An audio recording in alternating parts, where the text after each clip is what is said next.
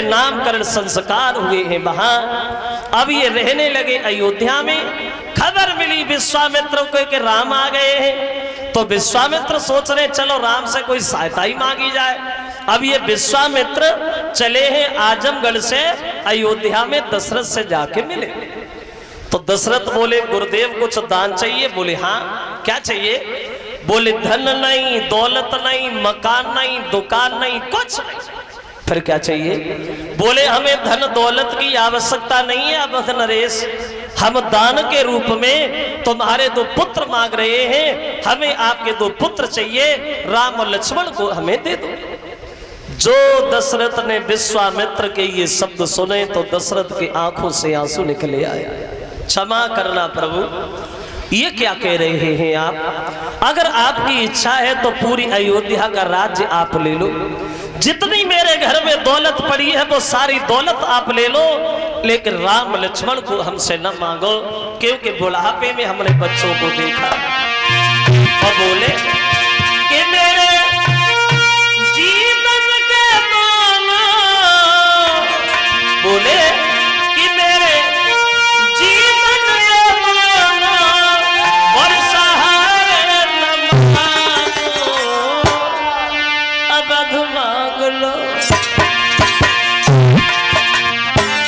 अवध मांग लो,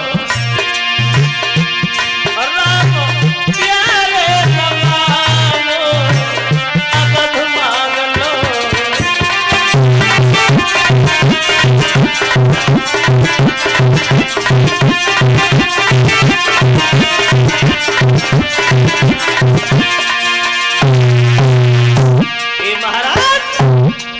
अरे छोटी छोटी पैया पैदल ना चल पाए, छोटे राम। अरे छोटी छोटी पैया पैदल ना चल पाए, छोटी नरम कलैया धनवा ना धर पाए।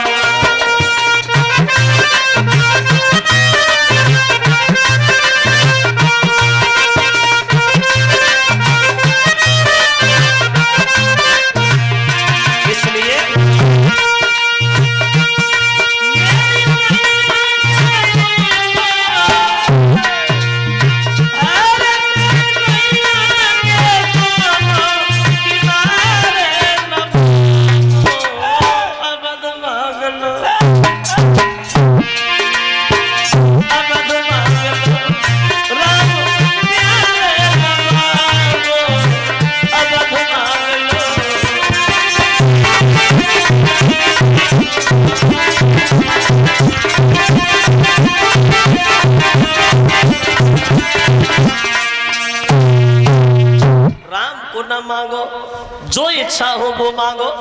तो विश्वामित्र बोले दशरथ पागल हो, क्या कह रहे हो? अरे जिन्हें तुम साधारण बालक समझ रहे हो, ये साधारण बालक नहीं है भगवान, इनका अवतार हुआ है पृथ्वी का भार हटाने को आए श्री राम। इसलिए मोह जाल में न पड़ो दशरथ जी, हमारी बात मान लो। और बोले कि मेरा इतना कहना और श्री राम लखन को जाने दो।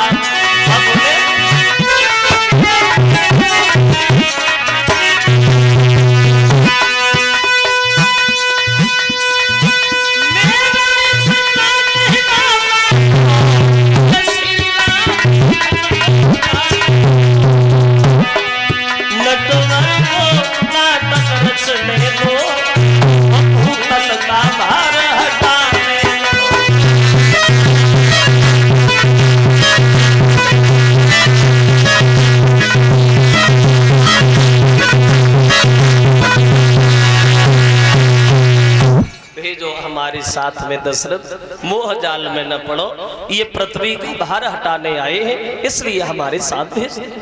बोले प्रभु न मानते हो तो ले जाओ।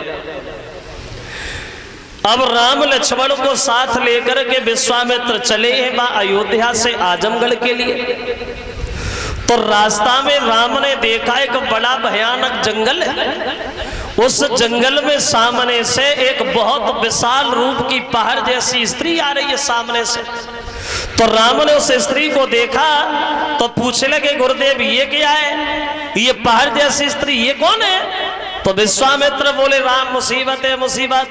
मतलब ये है जम्भासुर की पत्नी ताड़िका, जो अगस्त महात्मा के श्राप से राक्षसी बनी पड़ी है। राम बिना मतलब में महात्मा को मौत के घाट उतार रही है, तुम इसे मारो, तुम इसका वध करो। तो राम ने मना कर दिया, बोले गुरुदेव ये ताड़िका राक्षसी तो है लेकिन अबला है, औरत, और औरत के ऊपर हाथ उठाना ये बहादुरों को शोभा नहीं देता, प्रभु हम इसे नहीं मारे।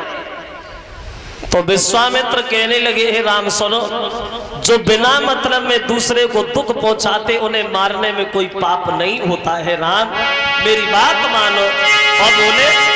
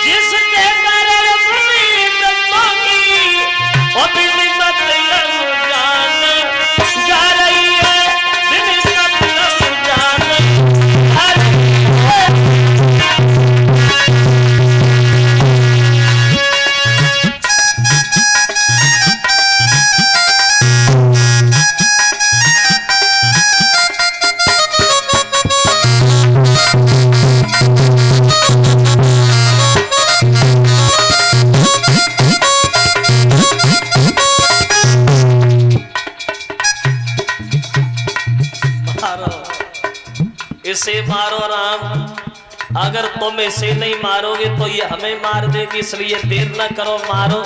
और बोले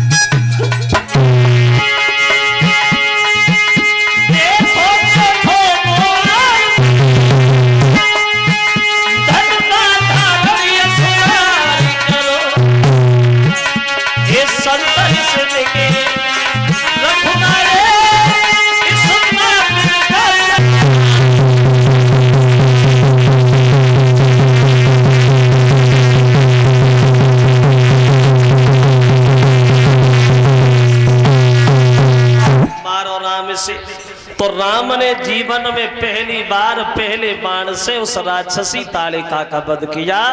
अब ताड़िका का वध करने के बाद पहुंच गए आजमगढ़ में और विश्वामित्र का यज्ञ संपन्न कराते राम लक्ष्मण, और यज्ञ कराने के बाद ही आजमगढ़ में रहने लगे। अब देखो राम लक्ष्मण तो आजमगढ़ में रह रहे हैं और अब इधर देखे जनक के घर में जनकपुर में। ये जनक जो थे, जनक पाठ महिषीय जग जानी और सिया मातक ने जाए बखानी। ये जनक हर्ष रोमा के लड़का थे, 10 भाई थे। इनके एक लड़का था जिसका नाम था लक्ष्मी ने थे, और इनकी एक लड़की थी जिसका नाम था सीता। और ये सीता जनक से पैदा नहीं थी, ये सीता जमीन से प्रकट हुई थी। तो इन सीता ने एक दिन वो काम कर दिया जो कभी भी कोई बहादुर नहीं कर सका। कौन सा काम? इन जनक के घर में एक भोले बाबा का धनुष रखा था